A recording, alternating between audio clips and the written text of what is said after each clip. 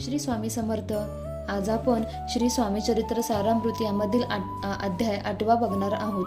याआधी आपण 1 ते 7 अध्याय शॉर्ट्समध्ये अपलोड केले आहेत, ते नक्की जाऊन बघा. तर चला सुरू करूया अध्याय 8वा. मागील अध्यायामध्ये श्री स्वामींनी विष्णुबुवा ब्रह्मचारी यांचा वृथा अभिमान हरण केला याविषयीचा कथाभाग आलेला आहे. या अध्यायामध्ये शंकरराव राजेराय बहादूर यांची कथा सांगितलेली आहे. अक्कलकोटची जनता श्री स्वामीचरणी भक्तीस लागली, त्याचप्रमाणे आजूबाजूच्या अन्य प्रांतातील लोक श्री स्वामींच्या भक्तीस लागली. तत्कालीन निजाम सरकाराच्या राजवटीमध्ये दप्तरदार असलेले संपन्न व सुखी असे शंकरराव राजेराय बहादूर ब्रह्मसमाधाच्या तापामुळे व्यथित झाले. पूर्वयोगामुळे झालेल्या समदबाधेने त्यांचे जगणे मुश्किल झाले.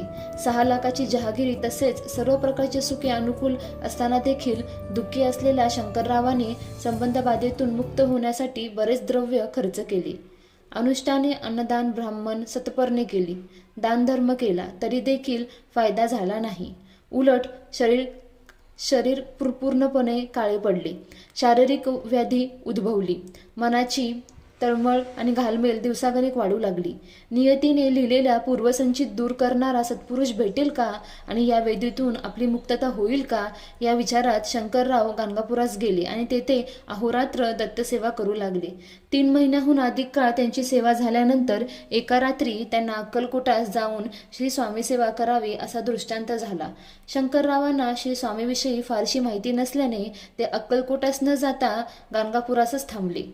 तेव्हा पुन्हा एकदा त्यांना अक्कलकोटात जावे असा दृष्टांत झाला.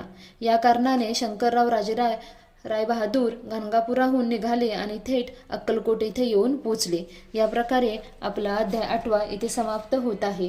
या प्रकारेच ही पूर्णपणे मराठी आवृत्ती आहे. जर तुम्हाला ही मराठी आवृत्ती आवडत असेल तर नक्की चॅनलला सबस्क्राईब करा.